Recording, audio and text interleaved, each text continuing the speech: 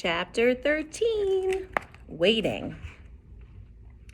Andrew's father must have gotten a raise because by the time Zinkoff enters third grade, Andrew is gone.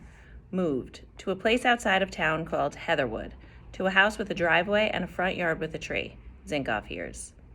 In November of third grade, Zinkoff goes through the worst period in all his 8 years. He has surgery. He goes into the hospital and they put him to sleep, and the doctor turns the upside-down valve in his stomach right side up.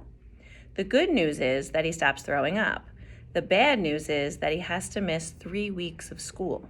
He drives his mother crazy. Heaven help me every 10 minutes. On the second day after returning home from the hospital, he tries to sneak off to school. So his mother creates an alarm. She places the alarm in front of the door. If her son ever tries to leave, the alarm goes off. The alarm is Polly. Polly is 17 months old now. She speaks very little at this point, but one thing she does say is bye-bye.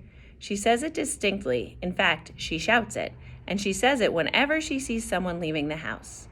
Each morning, Mother Zinkoff padlocks the back door. Then she wheels the playpen up against the front door and places Polly inside.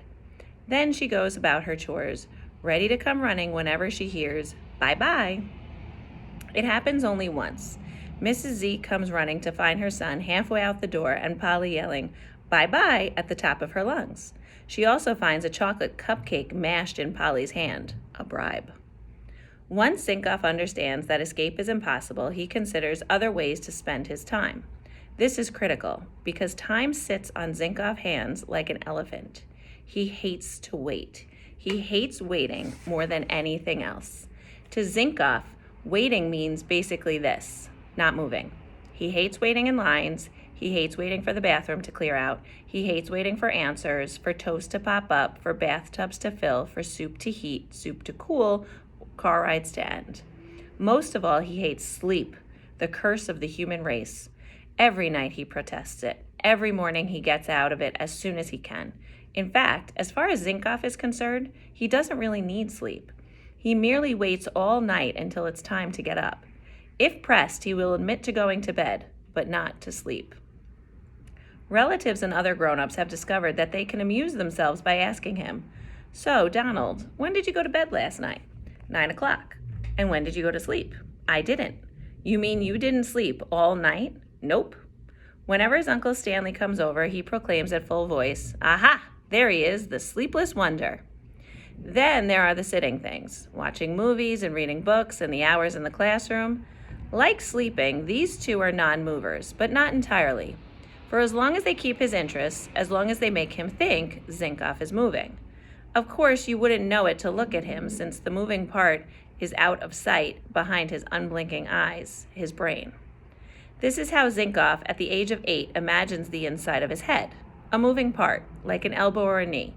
He imagines that when he's interested, when he's thinking, his brain is moving, stretching itself, leaning this way and that, flexing. When his brain stops moving, that is, when he's bored, off goes the TV, closed goes the book, tuned out goes the teacher. Zinkoff's blessing has been this.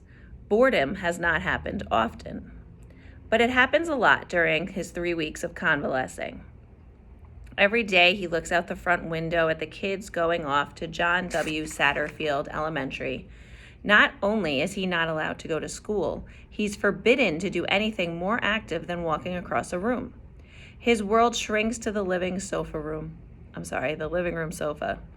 He soon becomes fed up with TV and books, fed up with jigsaw puzzles and watercolors, fed up with feeling the stitches of his operation. Minute after minute, day after endless day, he stares out the front window and the elephant lowers itself onto his hands, and he comes to know the long wait of the waiting man. He comes to know how painful a minute can be, how unbearable an hour. Though he cannot put his understanding into words, he understands that time by itself is nothing. It's emptiness, and that a person is not made for emptiness.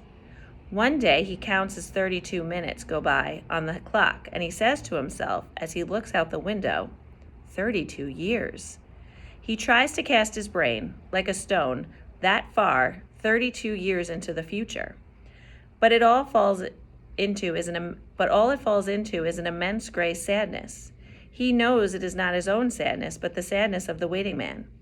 It is everywhere, on the roof shingles and rain spouts and brick walls and alleyways, and the sadness and the emptiness are the same thing, and they will not end until a soldier comes walking down Willow Street. Zinkoff turns from the window. He feels an urgent need to play with his baby sister. He plays with her for an hour or two and makes her laugh, and then, because he can still not go to school, he decides school must come to him. He will give himself a test.